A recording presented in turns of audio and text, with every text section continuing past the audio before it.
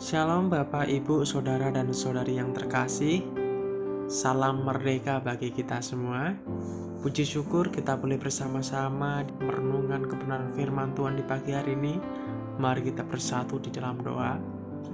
Segala pujian, hormat hanya bagi nama-Mu Yesus, Allah Bapa yang ada di kerajaan surga. Terima kasih atas penyertaan-Mu yang Kau berikan kepada kami pada hari ini.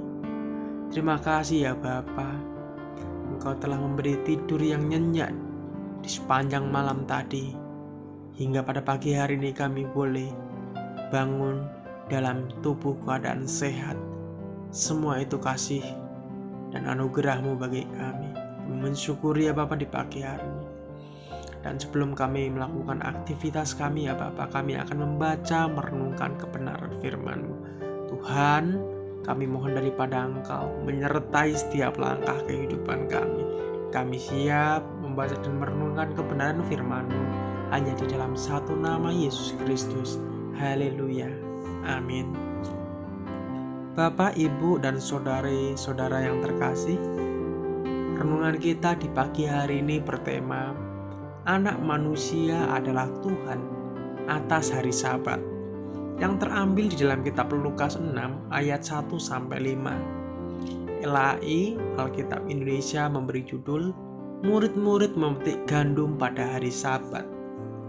Pada suatu hari Sabat, ketika Yesus berjalan di ladang gandum, murid-muridnya memetik bulir gandum dan memakannya, sementara mereka mengisarnya dengan tangan.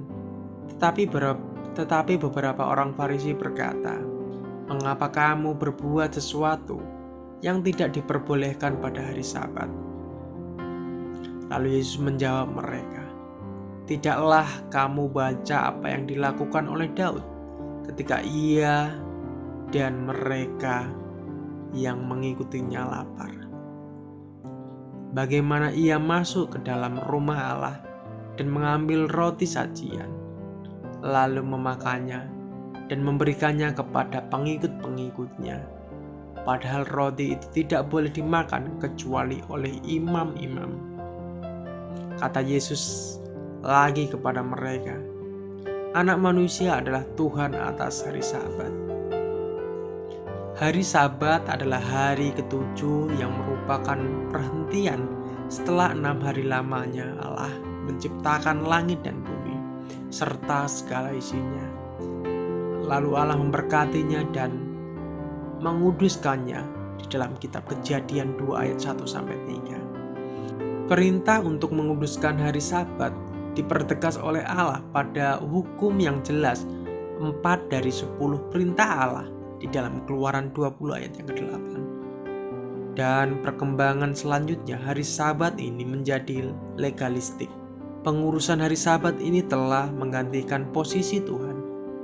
Bukan Tuhan yang dikuduskan dan dimuliakan. Tentang hari Sabat ini juga dipergunakan lagi oleh orang Farisi untuk menyerang Yesus, tak kala dilihatnya para muridnya memetik bulir gandum. Lalu Yesus menjawab mereka dengan mengutip apa yang telah dilakukan Daud ketika sedang lapar, diberi roti sajian oleh Imam Abiatar di dalam rumah Allah. Dan yang penting dan merupakan prinsip utama apa yang dikatakan Yesus kepada mereka, hari Sabat diadakan untuk manusia dan bukan manusia untuk hari Sabat. Jadi anak manusia adalah juga Tuhan atas hari Sabat. Yesus menegaskan bahwa hari Sabat diperuntukkan untuk manusia agar manusia berhenti bekerja setelah 6 hari lamanya, mengambil waktu istirahat dan beribadah kepada Tuhan dengan bersyukur dan bersukacita. Dan yang paling utama adalah bukan hari ataupun yang kita sembah dan muliakan, tetapi Tuhanlah yang harus dikuduskan dan dimuliakan. Mengapa demikian? Sebab Yesus adalah anak manusia, itu adalah Tuhan atas hari Sabat. Tetapi saatnya akan datang dan sudah tiba sekarang, bahwa penyembah-penyembah benar akan menyembah Bapa dalam roh dan kebenaran, sebab Bapa menghendaki penyembah-penyembah demikian. Sekalipun orang Farisi menuduh bahwa Yesus telah melanggar hari Sabat, mengenai Sabat itu, Yesus menyatakan bahwa praktik Sabat tidak boleh merosot menjadi suatu bentuk upacara keagamaan yang harus dipelihara dengan mengorbankan kebutuhan penting manusia. Kristus adalah Tuhan atas hari Sabat. Di dalam Lukas 6 ayat yang kelima. Sabat harus digunakan agar kita dapat meninggalkan pekerjaan sehari-hari, serta usaha mencari keuntungan material dan berbalik kepada Allah sebagai suatu ikrar bahwa Dialah Tuhan atas segenap kehidupan ini. Tambahan pula kata-kata dan tindakan Yesus di dalam Lukas 6 ayat 6-10. Pada suatu hari Sabat lain, Yesus masuk ke rumah ibadat, lalu mengajar. Di situ ada seorang yang mati, tangan kanannya. Ahli-ahli Taurat dan orang-orang Farisi mengamati Yesus kalau ia menyembuhkan orang pada hari Sabat, supaya mereka dapat alasan untuk mempersalahkan Dia. Tetapi Ia mengetahui pikiran mereka, lalu berkata kepada orang yang mati tangannya itu, "Bangunlah dan berdirilah di tengah." Maka bangunlah orang itu dan berdiri. Lalu Yesus berkata kepada mereka, "Aku bertanya kepada kamu, manakah yang diperbolehkan pada hari Sabat, berbuat baik atau berbuat jahat, menyelamatkan nyawa orang atau membinasakannya?" Sesudah itu Ia memandang keliling kepada mereka semua, lalu berkata kepada orang sakit itu, "Ulurkanlah tanganmu." Orang itu berbuat demikian dan sembuhlah tangannya.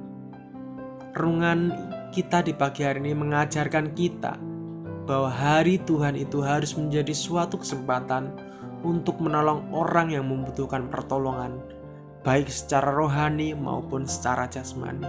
Amin. Mari kita bersatu di dalam doa.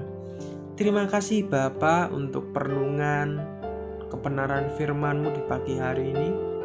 Kami boleh belajar ya Bapa tentang kebaikan-kebaikan-Mu yang kami boleh nyatakan kepada setiap umat manusia. Terima kasih Bapa, terima kasih Engkau menyertai aktivitas kami di sepanjang hari ini ya Bapa. Kami pertaruhkan hanya di dalam satu nama, Yesus Kristus. Segala yang terjadi dalam kehidupan kami, itu semua kehendak-Mu yang terjadi. Terima kasih Bapa, ini doa seruan kami. Pertolongan-Mu sungguh nyata. Hanya di dalam satu nama, Yesus Kristus, Allah pemelihara kehidupan kami. Haleluya. Amin. Shalom, selamat pagi, selamat beraktivitas. Tuhan Yesus memberkati kita semua.